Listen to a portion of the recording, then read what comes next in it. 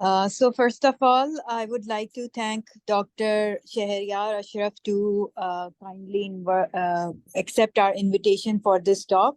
Thank you so much, Dr. Sheharyar.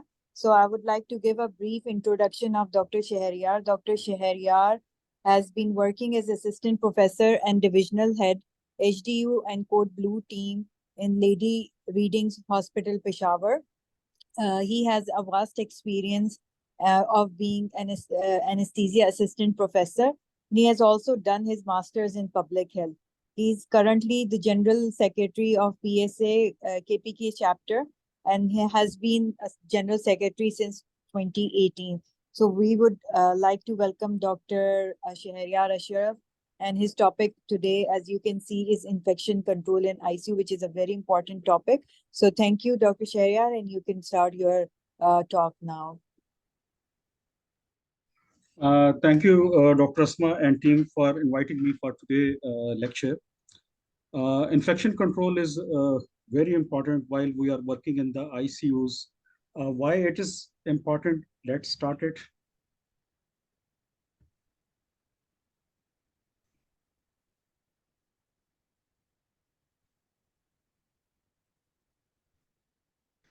So in order to reduce your mortality, to reduce your increased length of ICU stay, and definitely ultimately when you control the above two, your budget, your cost will also be uh, minimized for your expenditures. Actually, when a patient who is coming to the ICU for any other reason other than he has any respiratory embarrassment. Likewise, is if a patient is admitted to ICU for any central reasons, and while she been over the ventilator and you did not have or you have not practiced the standard operating procedures, the guidelines, so there might be a chances the patient who is otherwise have no infective processes would contract any infection while she is being on the ventilator because of the uncleaned, unsterilized equipments, environment, or stuffing issues. So that's why we want to prevent or want to implement infection control guidelines in the ICUs while we are managing our patient to reduce or to get the expected outcome that is definitely a live patient while you are discharging him or her, and definitely the increase of length or length of the ICU stay. If it is prolonged, it definitely would wastage of your limited resources. Being in the developing countries, Pakistan, and definitely the areas we are working, we have a very limited number of even the ICUs. When it comes to the beds, we have very limited beds. So we need to incorporate these standard operating procedures, SOPs, and guidelines to reduce mortality, the length of stay. Ultimately, that would lead to minimization of cost and budget effects. So before going into the details of the guidelines, I would like to brief you about the type of infections we are dealing while a patient is in the ICU. So most of the time it is urinary tract infections, the catheter device related bloodstream infections, because it's a SOP that whenever your patient is in the ICU, you have to pass invasive lines and have to do other procedures whenever it is necessary. So for all of that, you have to implement SOPs guidelines to reduce these sort of infections. Then it comes the HAP and VAP. So HAP is hospital acquired pneumonia, defines as pneumonia that occurs 48 hours or more after hospital admission and is not present at the time of admission. The common pathogens are Pseudomonas, E. coli, Klebsiella, and Acinetobacter. Other than HAP, other term is VAP, ventilator-associated pneumonia, that develops in a person who has been on mechanical ventilation for more than 48 hours. So apart from these, we if a patient who is coming to the ICU after a surgical intervention, so the surgical site infection has a quite high rate. like 16%. Other than these, we have antibiotic-associated colitis. It is a pseudomembranous colitis, a severe inflammation of inner lining of large intestine, manifest as antibiotic-associated inflammatory complication, most commonly results from a Clostridium difficile infection. Other than these, there is a nosocomial meningitis. Noso is actually a Greek word. It's mean disease, and comial is a Greek again word that means while you are treating or managing your patient in the hospital. So a patient who is in the hospital and getting any treatment, and while getting the treatment, he she contract any infection. So it is called as nosocomial. So it's quite high rate, like a 40% in the ICU admitted patients. Other than these all infections, we have a fungal and viral infections. That is the mostly common in a patient who has a prolonged stay in the ICU. But unfortunately, most of the time, they are not at the tip of the iceberg, and we usually underdiagnosed, misdiagnosed, or would not realized at all these sort of infections. Even in the COVID era, we all knew that viral infections are the most devastating and the most complicated than the bacterial infections. And all the time, while we are working in the hospital, in the ICUs, we are worried for the bacterial infections.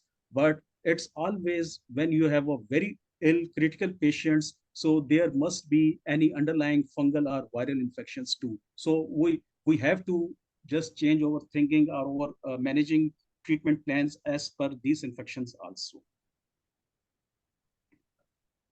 So let's start how to implement ICU infection ICU guidelines. So the general measures are, if we take it as a central policy, so right from the administration, you have to and implement hospital infection control program.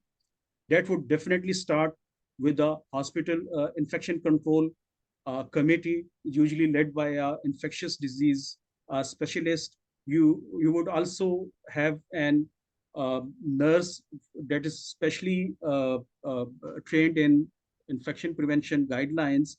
Apart from having a central infection control program, you need to educate your healthcare workers. Why it has been important? Because especially the nursing staff who are working in the ICUs must know that their any any mistakes, any small mistake of them would lead their patient to contract secondary infections. As I have earlier mentioned, a patient who come with any one system, any one affected problem would contract any other infections too when your staff who is dealing like 1 to 2 or 3 patients on a single shift.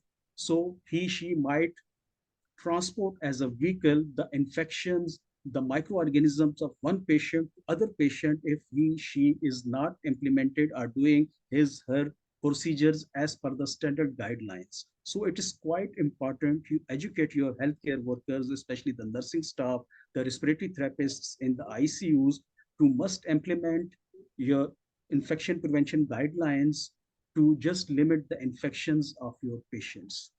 Apart from these two, on the third number, I have an architectural or environmental issues.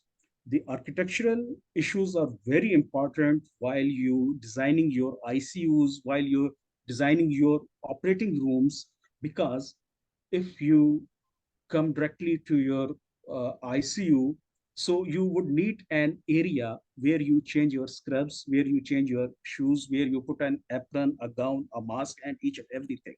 If you have not any particular area for all these, so then you would likely just enter directly into your patient's, your ICU patient dealing area. So that would definitely increase your infections, the chances of infections.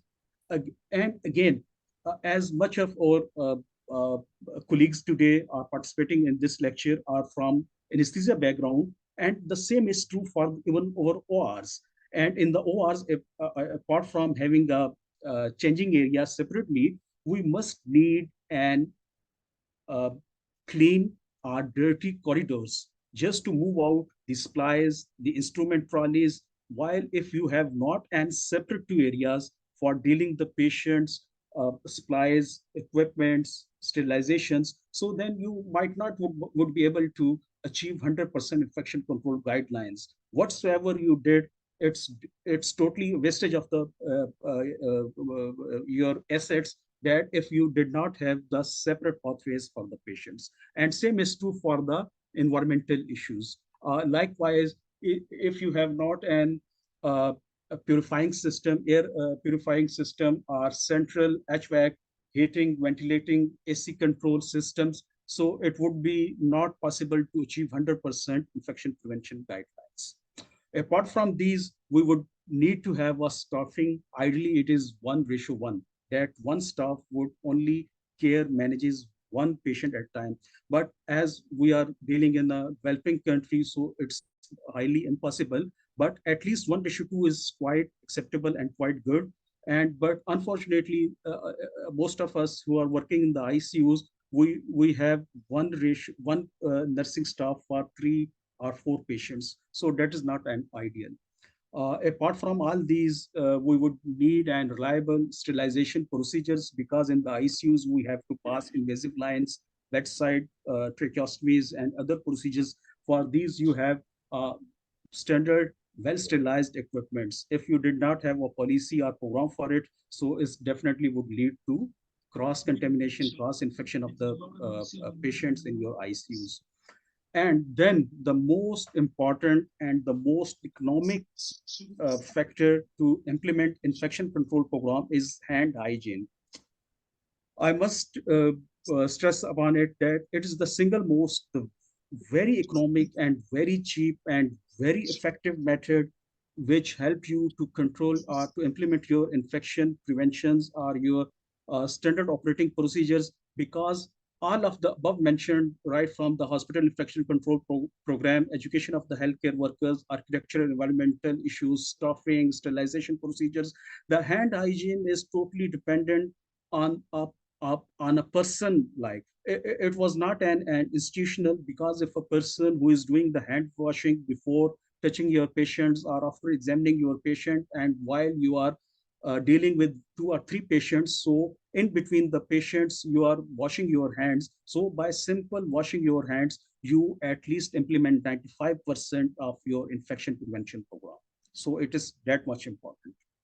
So in the last, we have isolation of the patients with communicable diseases, like a patient who is admitted with tuberculosis, with anthrax, with meningitis, with COVID. Likewise, these all are the droplet, airborne, or communicable diseases. So for such patient, we would need at least 1 to 2 isolated rooms in the ICUs to just uh, contain their diseases in a chamber, and it would not spread out to the other patients, the critical patients.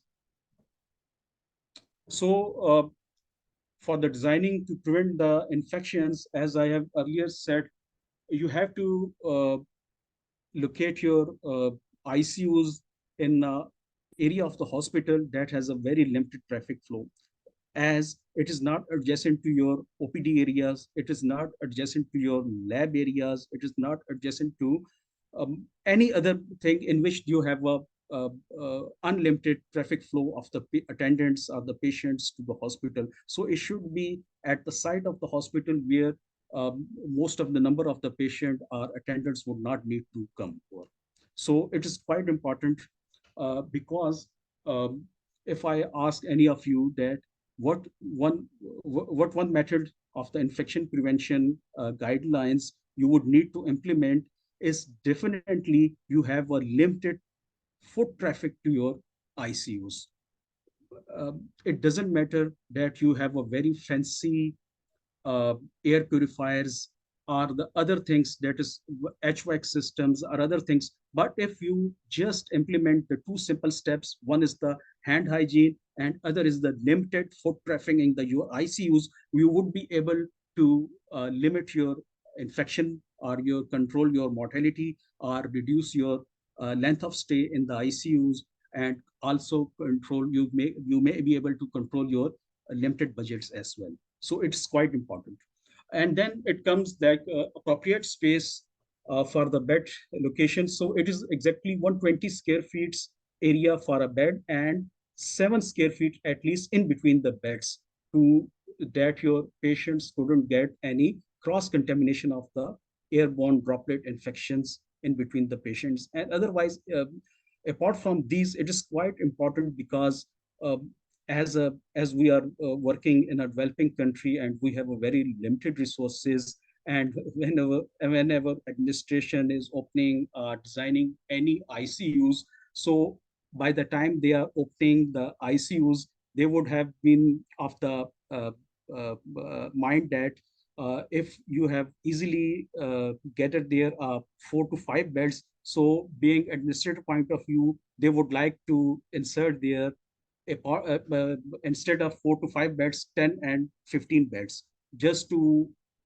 claim that they have the higher number of ICU beds. But this lead to cross contamination, and you would not be able to have a standard operating procedures. And apart from these, you have to do invasive procedures in the ICU.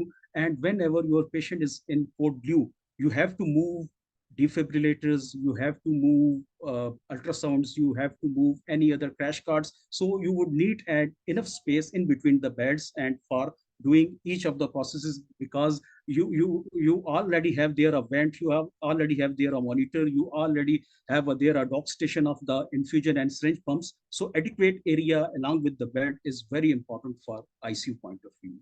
Apart from these, you would need to have an adequate nursing supplies. It is quite important, because simply if I explain you, a patient who is in over the ventilator ICU, you need to suction him her at least once per hour. Maybe in critical ill patients, you need more than once an hour.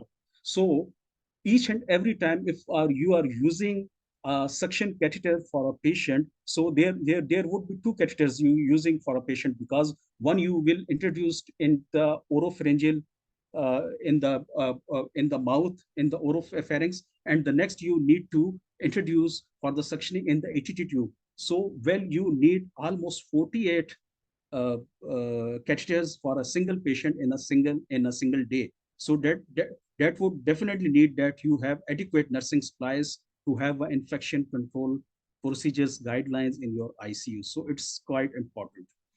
Apart from this, you need a single patient rooms or cubicles, as I have explained earlier, because to save the patient's cross contaminations of the one patient to another. So you definitely would like to need patient partitions in between the patient beds. Then for the fixtures and furnitures, to have a smooth surfaces, because if you have a fancy designing of the furniture, so it's quite difficult to wipe out the microorganisms, pathogens on the daily basis from these furniture. So you must have a smooth surfaces, clear surfaces, counters and furniture in the ICU.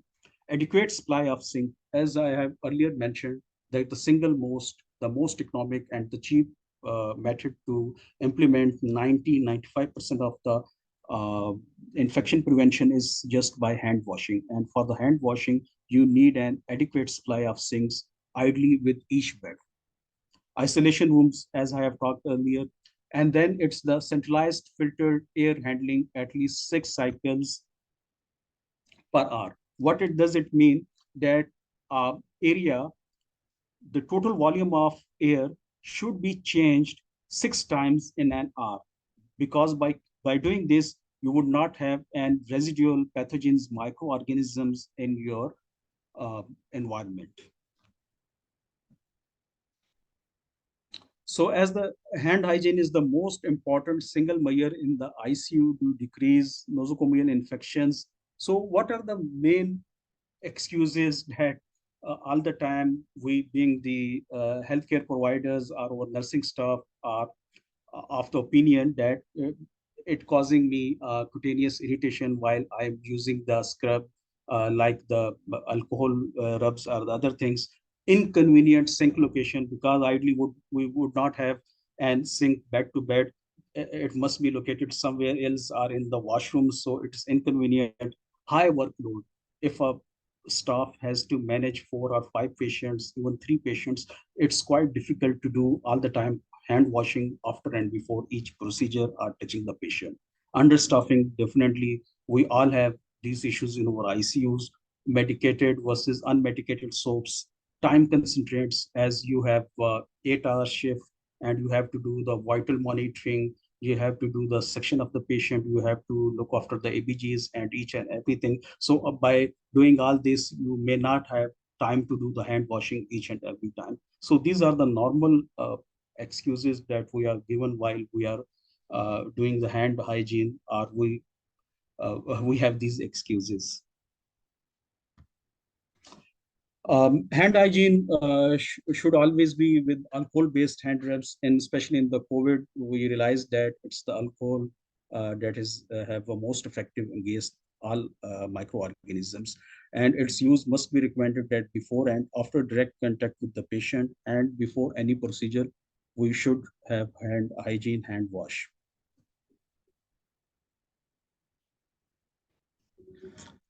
So isolation room, as I have mentioned earlier, we must have an empty room for hand washing, gowning, changing the scrubs and everything, and then the negative pressure system.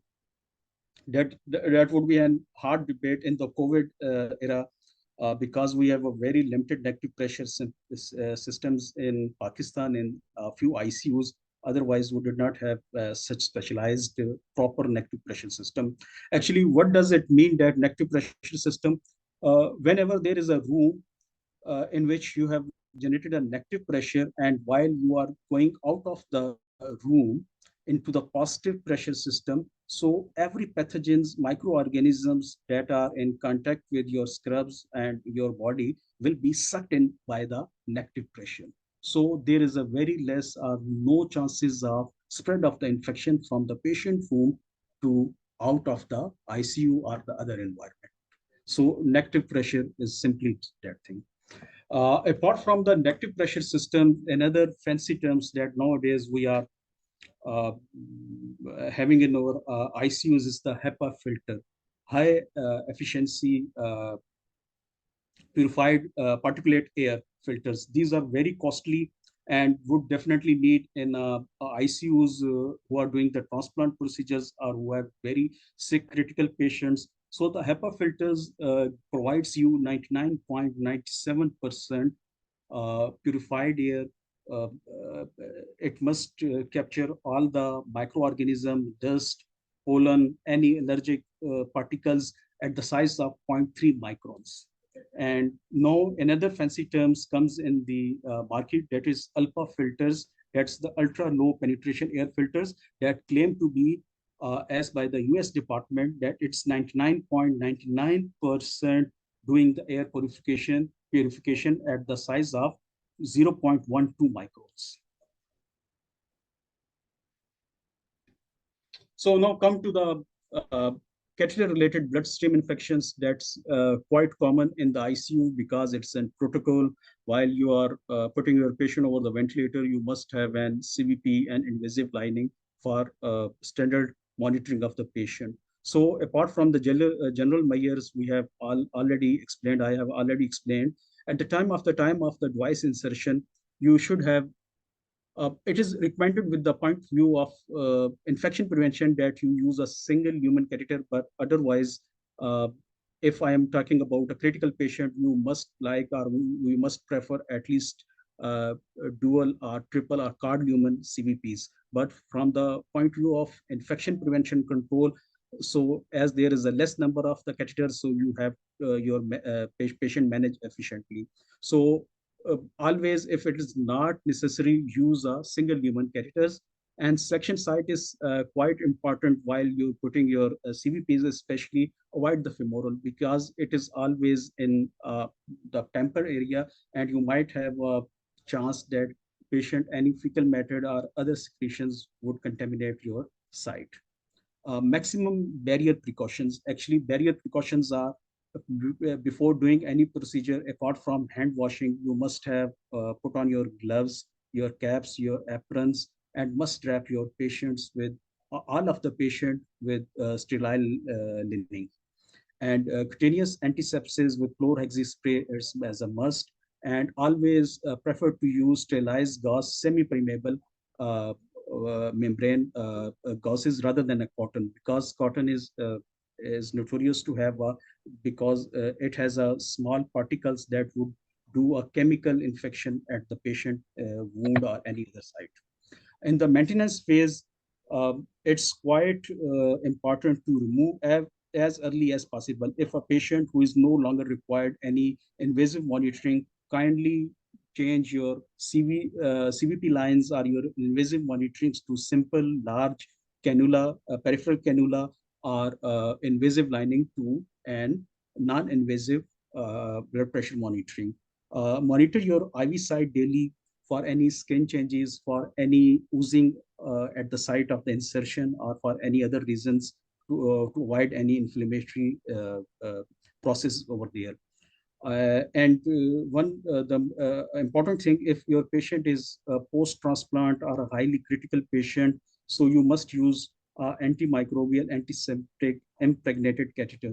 These are a very costly, recently available in the market, that you have an catheter CVP lines like that is already antiseptic treated. So these would not need any extra high-fi fancy IV antibiotics, because the already catheter has a antiseptic. So as we have earlier discussed the WAP, so apart from all general measures that we have discussed already, the non-pharmacological measures for WAP, ventilator associated pneumonia prevention, is always preferred to have an oral ETT in spite of any nasal or other. Remove ETT, endotracheal tube or NG tube whenever they are not required. Semi-recumbent 30% position, that is the elevation of the head of the bed, because it might help you to decrease the acid reflux or the pulling of the secretions. So it is recommended your patients, when they are over the ventilation, to prevent WAP, they must have a head up, head elevation of 30%. Oral hygiene with chlorhexidine is quite important, and we are always asking and instruct our nursing in the morning. Likewise, usually as you and me have a brush in the morning, so all of your patients who are unconscious being on the ventilator should have been provided the oral hygiene daily morning. Subglottic section. These are the modified EDT tubes, as have I have shown in the right corner of the diagram. It is a ETT tube with two sidelines. One is definitely balloon inflation cuff, and the other on the head side, this is uh, marked in the blue line. That is a suction source. So every patient who has a ETT tube in the trachea, in the larynx, has an inflated cuff. So there is a always pulling of secretions in the oropharynx. So apart from you introduce each and every time a new catheter, it is highly advisable that you should use this sort of ETT tube, because in this tube you have not to introduce a separate catheter each and every time, rather to connect your suction port with this ETT tube, and you directly suck all the secretions from here. So there is might even no or less chances of introduction of any new microorganisms organism in the patient mouth. Always use gloves while handling respiratory secretions or any of the secretions of the patient. It is recommended you use gloves, at least examination gloves, if you are not using the surgical gloves. And closed multi-use catheters for respiratory suction. As I have mentioned you, this subglottic suction, other than we have a closed suction system for a patient who is on ARDS or have a severe respiratory illness. So if you use a closed suction system, in such system is shown in the diagram right over here in the right middle of the screen, that these sort of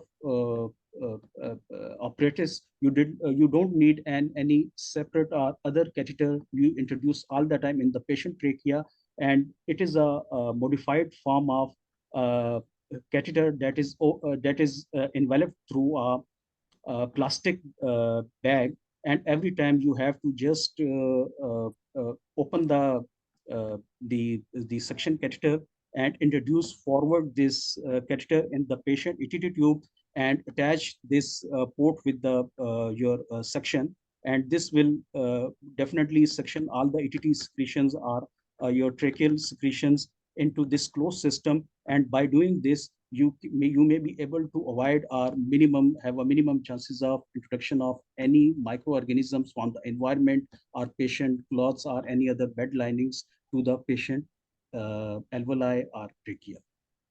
So pharmacological measures that we need to prevent ventilator-associated pneumonia are pneumococcal or vaccine, sacralfates, PPIs, are selective digestive decontamination to avoid any aspiration or any of such materials. So as we have uh, talked about these UTIs, so can be prevent these sort of infections by just introduce correct catheter technique only when necessary, hand hygiene, aseptic technique and sterile equipment, sterile closed drainage systems, urine samples to obtain urine samples aseptically, and always use smallest suitable bore catheters. Do not change catheter at arbitrary fixed intervals, because in the earlier guidelines, it was advisable or preferable to change your uh, catheters or CVPs or any sort of the invasive linings as per time periods based on international or your institution policies. But now it is quite preferable, advisable to change whenever you think it is necessary. Otherwise, no need to change them by simple time intervals. So now come towards the bundles in the infection prevention guidelines. You have ventilator-associated web bundles, or it is an interchangeable terms, the ventilator bundles. These are the group of clinical manures applied evidence-based use to prevent nosocomial infection in ICU. Actually, what does it has? Elevate the, it is shown in the diagram at the right of your screen corner, that elevate the head of the bed at 30 to 45 degrees. This facilitates drainage of the secretions. So, and secondly, you need to do daily sedation vacations. Assess the patient's mental status daily. This facilitates earlier extubation. So, one of the few contraindications to apply the daily sedation vacations, one is if your patient come uh, with the trauma to the your skull. So you might have an high ICP. So in such patients, it is not advisable to do daily sedation vacations as far as the patient is came out of this risk, or the patient who is having a respiratory illness or ARDS. So such patient would need a paralytic therapy as far as their FiO2 or their PO2s would not come in a safe zone. So apart from these two conditions, you need to offer your each of your patient in the ICU while on the ventilator to daily give them sedation vacation, as it prepares your patient well and timely for the extubations. So apart from elevation of the head of the bed and daily sedation vacations, you need to implement to give your patient GI prophylaxis. It is the medications such as proton pump inhibitors to prevent stress ulcers and aspiration. And the fourth one is the DVT prophylaxis. All ventilated patients should have some form. It should be performed at least every 2 hours in your patient. It's quite advisable. So as we have discussed the ventilator bundles, the web bundles, these both are the same interchangeable terms used for just either you name it ventilator bundle or web bundle, it is the same. But these uh, procedures can prevent ventilator associated pneumonia. That's quite common and a lethal complication if your patient develop it. As I have earlier said, the most of the time patient would come to you with central causes of uh, decrease, altered mental status, low GCS, and definitely you need to control their airway through the ventilator. So you put them on the ventilator. But with the passage of the time, these patients contract the secondary infections either because of not implementation of the standard operating procedures by just if your staff is handling 2 or 3 patients and in between attending the patients, if you have not a minimum safe SOPs or infection prevention guidelines, or your staff is not doing the hand hygiene, so there might be chances that they may transport the infection of the microorganism one patient to the other patient and gifted them with another illness. So most of the time we have witnessed it that the patient who's came with some other reasons ultimately lead to ventilator associated pneumonia and usually have a prolonged ICU stay or some handicap condition being over the tracheostomy. They would have to remain for the months over the ventilator or over the CPAP, BiPAP machines. So it's the quite important that you may not harm your patients while treating them. So these are the simple maneuvers, the simple bundles that definitely would ensure your patient expected outcome alive on discharge, and also decrease your length of stay. Length of stay is a very important factor while you are dealing your patient in ICUs. And as we are belong with a developing country, we have a very limited resources. We have a very limited number of beds. Ideally, if I talk about Leading Hospital, it is a 2,400 bedded hospital. But unfortunately, we have only 60 ICU beds, and internationally for a hospital or institute who has, let's suppose, 1,000 number of normal admitting beds should have a 10% of beds with the ICU backup. So by this, if a 24 bedded 2400 bedded hospital, you need to have at least 240 beds, but instead we have a 60 beds. And I think the most of the hospitals, while you are working in your premises in your areas, so it's the quite same story. So it's quite important as we have a limited number of beds in ICUs. So if you prolong the stay of your patients, it would definitely turn out that over most of the patients who need an ICU would die before getting any admission, any bed in the ICU. And apart from over a prolonged stay in the ICU, they have more complications. And apart from these, the number of the scarce resources that we have in our institutes with our government is the antibiotic charges of a patient who is in the ICU. Roughly, I calculate them. It is maybe around 50 to 20,000 per day just for antibiotics. I have not discussed you the details of the other admission charges in which you have definitely the depreciation cost of the hospital ventilators, the hospital oxygen supply system, the salaries of the nursing staff, the consultants, the doctors, and the other fancy equipment, the areas, all of it cost you too much for a hospital. So prolonged stay is definitely a main concern for administrative point of view, from clinical point of view, that you should contain or you should recover your patient in a specified time intervals that is expected for a patient in certain illnesses with certain diagnosis. So prolonged stay is a very important point for the policymakers, for the clinicians, for everyone who is working in the ICU, that you must recover your patients within the specified time periods.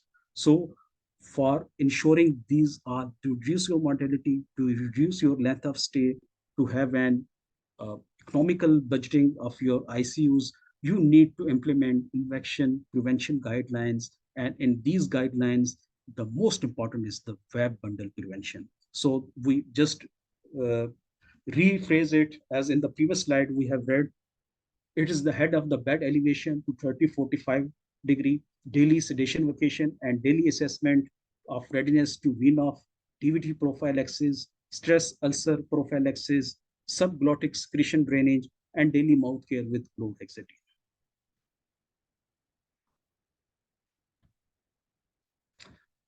So in the last, it's the CLEPSI bundle, central venous catheter bloodstream infections bundle. In this, while you're inserting, doing the invasive procedures like the CVP A line in your patients, you must ensure that you do hand hygiene, maximum barrier precautions at the time of insertion. As I earlier said, you must have properly do after having an hand hygiene.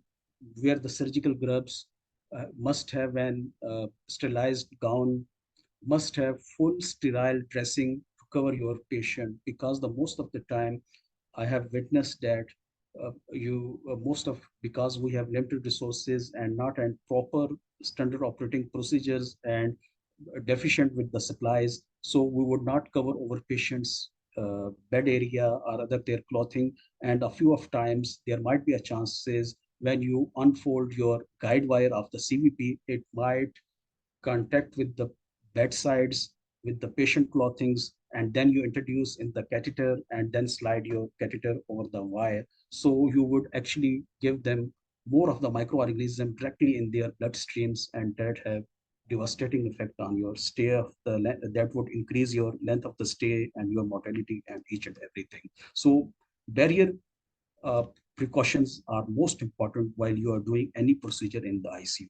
Then it comes the selection of the CVP lines. So mostly because as if you have a detailed diagram that what are the sites that are preferable for the CVC is definitely subclavian, internal jugular, femoral, but all of these have an separate issues. Some is easy for insertion, some is having a preferable outcomes infection point of view, and some have been uh, difficult for inserting the catheters. So the subclavian vein is most preferable with a limited infection point of view.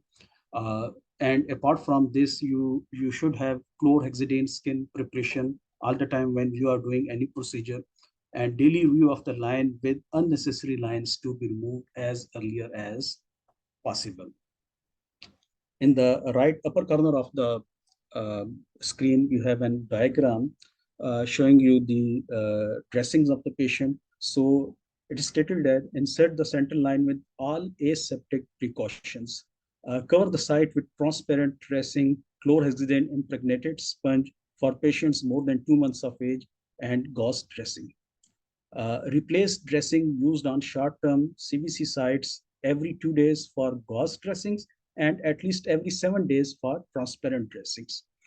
You have witnessed in your ICUs, if you are working in, that whenever you doing any invasive procedure and put any line in the patients, so you have an offsite and transparent dressing. So it should be changed every 7 day, or if you have a usually simple the gauze piece that is not visualized, that how's the patient daily skin color changes or any oozing at the screening site. So these sort of blind gauze dressings should be changed every second day, but it should need to monitor every day by the nursing staff to just check them. If there is any site of infection or anything, just remove them and pass another line at a separate area. So it is quite important that you must secure the ports of your CVP lines that is shown in the last picture, and you should have an chlorhexidine spray before inserting every line, or wash your patient inserting area with biodine or other solutions that you have been provided by the institute. So these are all very important to ensure the safety precautions of the patient. Thank you. Thank you so much, Dr. Sheharyar, for such an elaborate talk, and topic was really important, especially for the trainees and the residents who work at tertiary care hospitals, but more importantly for those who are working at district hospitals, or smaller hospitals where these facilities are not available. But before going on to the questions, I would also like to thank one of our participants, Azmat Abru, who has contacted PSA on email and made us realize that some of the participants who used to come in our season 1 and season 2, they were not getting the emails for these lectures.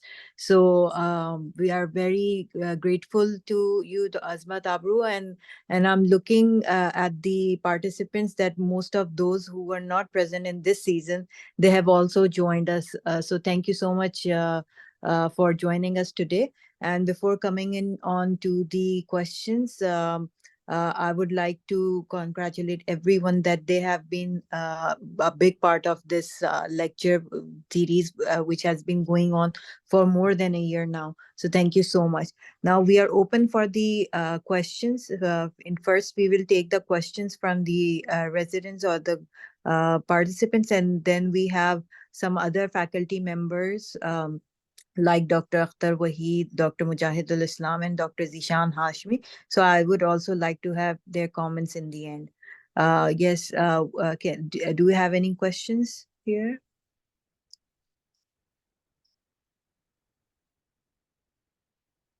So today's topic was really interesting, and it was kind of very informative as well.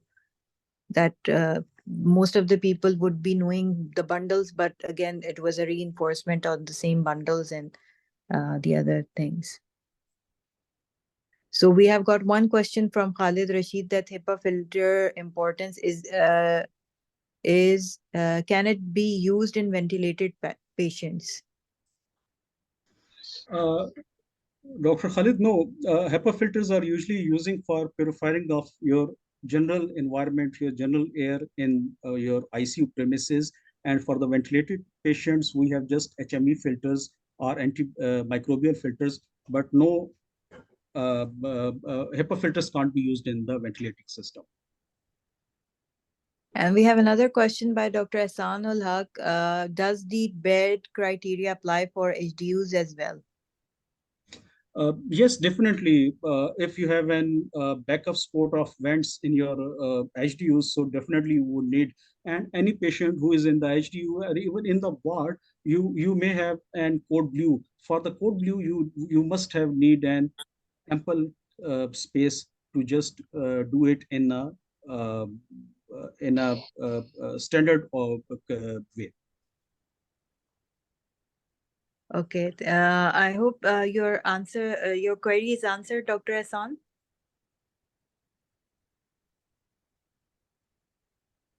Yes, thanks a lot. Okay, so we have another question from Usman Ahmad. What is the role of TEDs nowadays for thromboprophylaxis? Okay, this is a very good question. TEDs nowadays have, if you talk about the modern or in for the UK countries or Ireland or other USA, so they have their tailors in their hospitals and they just prepare these sort of stockings with the actual measurements of patient cough and other areas muscle. But unfortunately, in Pakistan and the area where we are working, we did not have such facilities. We have once made stockings for each and every patient, whether he is lean, whether he is an obese patient. So actually, they have a very little role or any in thromboprophylaxis prophylaxis. Okay, thank you. And we have another question from one of our regular participants, Latif Shah. He's asked role of cultures in ICU as it is too much drug resistance nowadays. So, Dr. Latif, can you unmute yourself and ask the question clearly, because this question is relatively unclear to me as well, if you can do so. अस्सलाम वालेकुम ma'am ma'am मतलब इसमें blood culture urine culture Can you please ask in English, because some of our participants are from other countries as well. If you can please ask in English. Okay ma'am, I just wanted to ask that what's the role of cultures mean blood culture, urine culture, or any bronchial lavage or anything you get from the patient's airway for the betterment of prevention of infections, because we don't have that much time in ICUs waiting for 2 to 3 to 4 days to come to the conclusion that the patient is suffering from this drug resistance problem or any other problem. So what's the role of blood culture or any other culture, urine culture? It may be any part of this culture as we obtain in ICUs or in other setups. So is there any Dr. role nowadays? Dr. Latif, you have asked a very good, a very relevant question. Definitely, we have not an culture of doing cultures in the ICU in Pakistan. Definitely, because most of the patients who landed to your ICUs have got all the fancy, well available meropenums, carbapenems, even cholesterol before they are landing in the ICU. That is one of the constraints. And otherwise, while you have been witness it in the Western countries, they did not use any fancy antibiotics. Actually, if a patient who is not hospitalized or not actually brought into the ICUs. So these are the constraints as we are not performing the cultures in our ICUs, because most of the time your patient is already have got very fancy high potency antibiotics before actually they land. But we can't definitely deny the importance of cultures in the ICUs.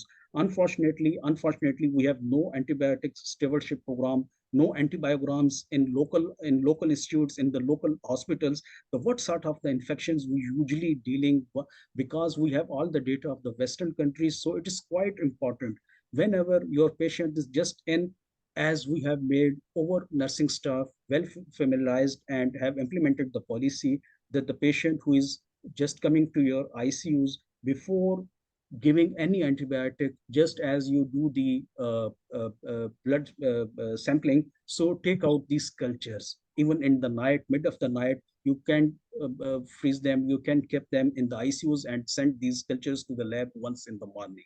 So because just to develop your own antibiogram and to just manage patient on your own real-time guidelines rather than to adopt the Western guidelines. So it is quite important to just implement your own antibiotic steward program in your ICUs. I hope your question is answered, Dr. Latif.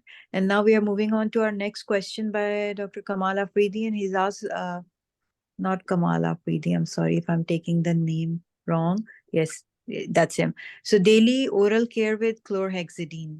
Can you please explain it?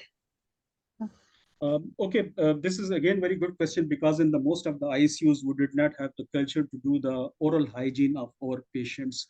And it's quite important, because in the starting of our everyday life, we started it with our brushing our teeth, because think that you are eating, you are just doing is just eating by your oral cavity. So it is true for these. Sorry, Dr. Sheharyar, I'm just interrupting you for the heck of other participants' sake. I would request the host to kindly mute all the other participants, because their noise interruption is also disturbing the theme of the program. Thank you. You may continue, Dr. Sheharyar. Sorry and apologize for the interruption. No, it's okay. It's okay. Thank you. Chlorhexidine is really important for the oral hygiene of the patients who are on the ventilator, because if we did not offer them these daily wash, these daily oral care, so it would lead to any swallowing or any aspiration of these pathogens to our GI or over lungs or over alveoli, and definitely would lead to VAP. Oh, that's great. Thank you so much, Dr. Sheharyar. Now let me check again any other questions. I hope everyone's questions are being answered. Now I would request, okay, so there are two more questions. One is from Fatima Zubair, that any side effect of using chlorhexidine orally, and there is another question by Dr. Azhar Rahman on uh, any comment on low resources in ICU? Okay, so can you please first answer Fatima Zubair before coming on to the giving your comments on low resources in ICU? Okay, chlorhexidine has no side effect, because the marketing, the oral wash that is available in the market are chlorhexidine. And apart from, I didn't know any particular side effects of chlorhexidine. and comment on low resource ICUs. So the ICUs in which we are working are the low resources ICUs. So we have to manage them and implement the infection prevention guidelines as per our budget and other staffing constraints. So this would mean that we can't afford HEPA filters or other fancy things. HVAC systems are available, very good, very nice, or otherwise the simple two methods that we need to ensure are to limit foot trafficking and hand hygiene in the low resource countries. Exactly, because these two things are the essential points which every person can do, and every professional or the healthcare personnel should follow once they or he or she is entering the ICU or handling a patient, especially in a low resource. So these are not these does not need money. These does not need any other consumables. These does not need any other further implementations. It's just that the person who is entering the ICU or handling a patient should follow these steps, and that these two steps are very essential in prevention of the infection. And other than that, the bundles which Dr. Sheharyar has shared in his last slides, the WAP bundle, the other bundle which he has talked about, sedation, vacation, these are all essential in prevention of infection otherwise as well. So thank you, Dr. Azhar, for your comment. So we have three more questions. We have 5 more minutes, so I think we can take these questions. Dr. Muhammad Shabir Khan has asked, as we are using certain antibiotics here in Pakistan, like Tanzo and Meropenem and colistin, so what will be the next option in coming future, as in other countries are not using highly? I think he's asking about what other antibiotics can we use, especially when we have culture resistant, or the antibiotics are resistant to most of the cultures.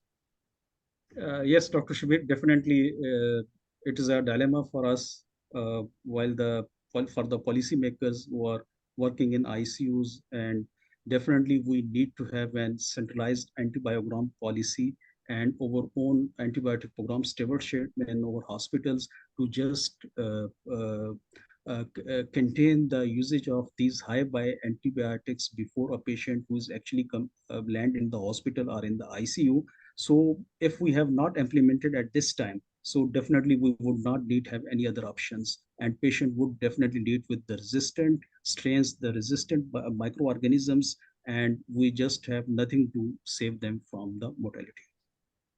And there is one more quick question, that for how long can we put the CVV inside at max without changing the new one? For how long can the CVP remain inside?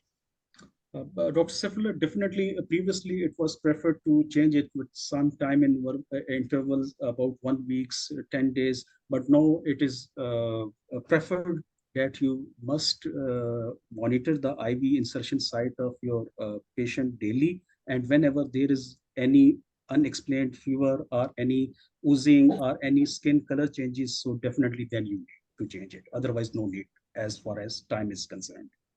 So we are taking our last question, which is by Dr. Khalid Rashid. What are the precautions for using the stethoscope in ICU? Can we use some filters while using it? No filters, but definitely you should have any sterile solutions. Likewise, as we are using for the bronchoscopes, for the laryngoscopes, so you must wipe out your stats with it. And I think alcohol swab also does the service. Is Yeah, it true that definitely. we can wipe it off with an alcohol swab before putting it onto the another patient? So now we are taking the last comment by Dr. Arsalan Jamil. What about drug impregnated ones? How long they can be left in situ?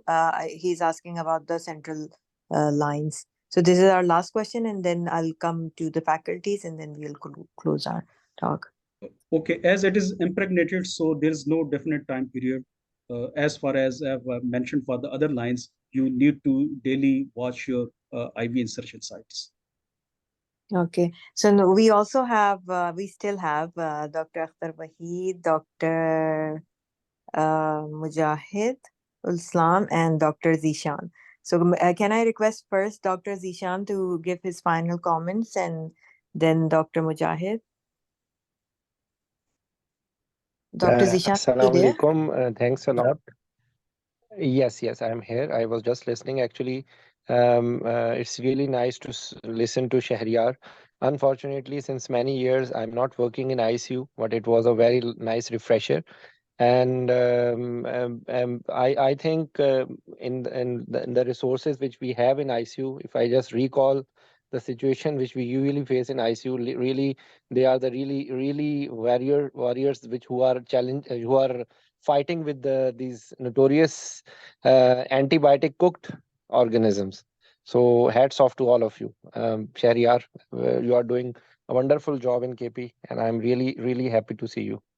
So and I think just one comment I will say that I think pick line, I'm not sure about it, because when I was working back many years ago, there was not much role of pick line. Okay, so rather this is a comment and this is an advice and this is a question as well, that how much pick line is being used now in place of CVP, if you are expecting to keep it for a longer time. Sir, it's the same that we have no PIC lines available in the market in the shower at least. Maybe it's available, but we have not normally the culture to do the PIC lines. But otherwise, you have said correctly that we can use PIC lines instead of CBC for long times. That's also right Because for the some part chances of of Karachi as infection, well. Yes, because in some hospitals of yes, Karachi, but as well, actually, we also don't have PIC lines available. yes, I'm sorry. Because this impregnated antibiotic fancy again, because you are not sure which sort of antibiotic, which sort of bacteria will be there and how much protection that drug impregnated CVP can give. So I think PIC line, because it will reduces the chances of infection. So I think PIC line somehow should be promoted, because it will lead to a lot of and then again hand hygiene. This is very important. And some other atypical things which we usually miss is, one of them is perfusion. So if the patient does not have good perfusion, the chances of infection will also be raised with reference to gangrene and things like that. So overall condition of the patient, management will be very important if you want to have a good result. Anyways, thanks a lot for Thank you giving so me a much, chance Dr. to speak Zishan. out. Now we And also have Dr. Mujahidul Islam. Dr. Mujahid, can you please say a few words? Thank you, Dr. Asma, and an excellent presentation by Dr. Sheharyar. And I agree that most of the things to prevent infection in ICU doesn't need money. Simply by the hand hygiene and controlling the traffic, and while examining the patient or doing some procedure, maintaining standard infection prevention protocols, you can prevent many infections. One point which I need to emphasize is the use of the antibiotics. If we judiciously use the antibiotic and follow the antibiotic stewardship program, then we can prevent many resistant infections and can reduce the cost of the hospital stay of the patients, and hopefully will have less infection in the future. Thank you, Dr. Asman, and thank you, Dr. Thank you so Sheharyar. much. And for those, or especially the juniors who do not understand what is an antibiogram and the antibiotic steward program is. So basically in ICUs, when a patient is being admitted or a patients are admitted, cultures are being taken, and the infection control team of your hospital or any hospital, they get the cultures of the patient, and according to that, they actually test it with the antibiotics, and then they give tabulated form, and they share the tabulated form within the hospital with each and every speciality, so that the antibiotics can be given according to those cultures. Am I right, Dr. Shaya? Yes, ma'am. Absolutely correct.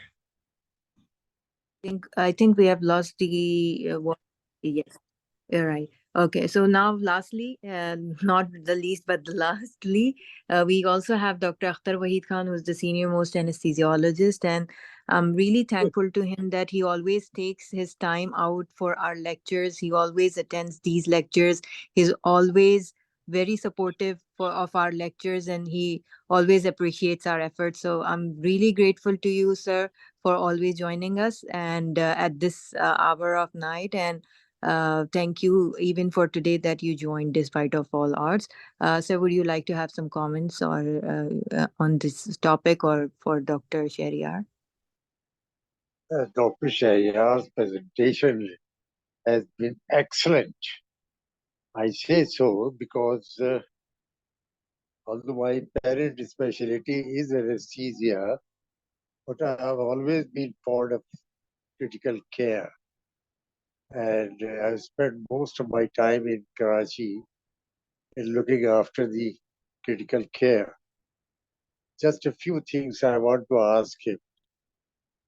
I don't know. He did not mention about the nutrition, if I remember correctly. Nutrition in the ICU and also the complications that arise.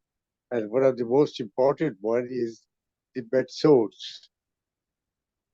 What precautions and position change every day, if permissible, etc.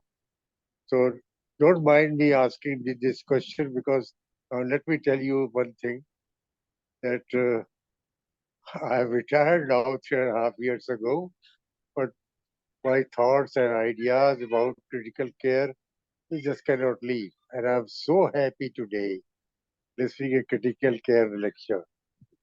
I didn't never enjoy anesthesia that much as I've enjoyed you from. In fact, you deserve a chapli kebab or something in Qissa Khani Bazaar. Somebody should take you there and entertain you on my behalf. What do you have to say, Dr. Sheharyar? Thank you, sir. You have pointed out the right things that I have missed in my lecture. Definitely, sir, you know that nutrition and critical care is a very long separate topic, but definitely just for a brief outlook, nutrition is always preferred through enteral Actually, route. we Other, sorry to interrupt you, Dr. Sheharyar. We also did not ask you to, deliver the lecture on nutrition in ICU. It was a separate entity, so we I did didn't not know ask. that. But yes, I yes, didn't thank know you. that. Anyway, but It's anyway, okay. But excellent you can answer presentation. his second question, which was, sir, on I think bed sores. So bed Dr. sores. Sheharyar, yes. Yeah, Yeah, that should definitely. have been mentioned. Yeah, yes, sir. Bed sores, definitely, I missed it. Uh, for the bed sores, you have to offer your patients turning logs every 2 hourly. And if a patient who has no other constraints for the moment, like with the polytrauma patient, you must Yeah. have an uh, specialized beds with air sheets so that your perfusion in all part of the bodies in the dependent, especially in the dependent parts, would circulate in a standardized manner through these air sheets, and definitely offering the turning logs to the patient every 2 hourly definitely would limit the chances of getting bed Yeah, sores. that's very important. Yes. Especially an old man like me, if he happens to be on the bed, he's going to develop a third and fourth day if he is not cared for. Anyway, Very true, it sir. was excellent lecture, Darsa. I must say, just more because I like critical care. So, Thank Thank you. you so Thank much, you, sir. sir, for your input, and Asma, thank you so much. Asma, I must thank you. You are a good organizer. Thank you so much, What they sir. would, I'm what they would do without you once you I have don't know. finished, then when you So there become are so president. many people in the world who can continue the No, good work. no. I found you very, very, very, very to the line, to the point in every Thank you. case. Thank you so much, sir. That's so nice and generous of you Sir, to women are talk to me. always, sir, women, sir, sorry to interrupt. Women are always very good organizer, and Dr. Asma is also like them. But sir, now because we are online and most of the participants are also from the pool which Dr. Zishan Hashmi has earned over years and years of hard work. So I would also contribute the success of these online lectures to Dr. Zishan, that because of him and because of his support, we have been able to Oh, gather yes, so many no doubt participants. about that. And he has always been a support to us. And he has always been on our back in the sense that whenever I have requested him to give lecture or to share the information regarding these online lectures, he has always been there for me, and he has always spread the words and spread the flyers. So he's also a part of the team, and I think it's this team of mine that we are continuing these online lectures very successfully, including Komal Zafar, including the Tahir from books, and including all of my faculty members who participates on regular basis, and above all the participants who regularly participates, and not only participate but also gives the feedback, and we try to fulfill whatever is acceptable for us or whatever we can do. So thank you so very much, everyone, and thank you Oh, so much, Dr. Dr. Sheharyar, for Dr. giving us Asma, such a. sorry, Dr. Asma, this is a little irrelevant thing at this point, but I will just share you something. Mhm. In last 2 months, I'm not able to have too much involvement in the anesthesia knowledge group. But you know what I did in this time, that I have made another forum, and on Mhm. that forum, actually, I have gathered medical Oh, students that's from all across Pakistan, and we already have reached around 3,000 students from various medical colleges. It started from my medical college, and then I actually somehow it burst into other medical colleges, and we are just trying to give the guidance to what the name of the group I have made is "Make the Nipping Birds Blooming Flowers." Make that's so the nice. nipping birds blooming flowers. So, can you please So I will share it share to the you. name? Yes, please, so that if anyone is interested, or if anyone is interested to share these words with the undergraduates, that would be great help for them as well. Because for one thing, Yes, I know for actually, sure Dr. that Asma, Dr. the Zishan's theme is lectures are that y- yes, actually, the theme is that medical students, because sometimes they are not aware of what specialty they are going to choose, what Mhm. pathway they should follow, how they can utilize their undergraduate time to fruitful time, so that their post graduation become easy. So these are the things. Okay. So like anyone is welcome. You can rather if I get some, because not much from Karachi. So mainly is some of the medical colleges of even Jamshoro, Nawab Shah, I think Chantka Medical College, there are some students from there as well. So I would like that if we are able to spread this message to some of the groups of Karachi medical colleges. So because our purpose is just to guide them. I have no other agenda. Thank you So so very much, I will Dr. share the Zishan. group link to you, so Right. you can spare to send it to. Okay, Thank you. thanks a lot. Assalamu alaikum. Thank you so much, and thank you, Dr. Zishan. Thank you, Dr. Akhtar. Sir, your presence, it means a lot to us. And thank you so much, Dr. Sheharyar, for giving us such an elaborate and nice talk on infection control in ICU. I'm really grateful to you that you took the time out, and also on the last minute reminder. Even then, you were well prepared and spoke a good thing about it. So thank you, Dr. Sheharyar. Thank you, Ji.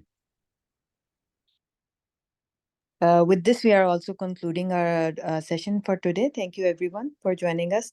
Inshallah, hope to see you in the next 2 weeks. Dr. Asma, sorry, one more request, that when you share this flyer, or if you can just add in this message the YouTube channel link, because Okay, we will try to. sometimes Okay, the YouTube channel right. That's just right. Thank you. integrate, so that when we forward the message, the YouTube, so they can get the previous recordings. It will be easy for them. That's right. Thank you so much, Dr. Zishan. We will also try to do that. Thank you. Thank you, Dr. Asma.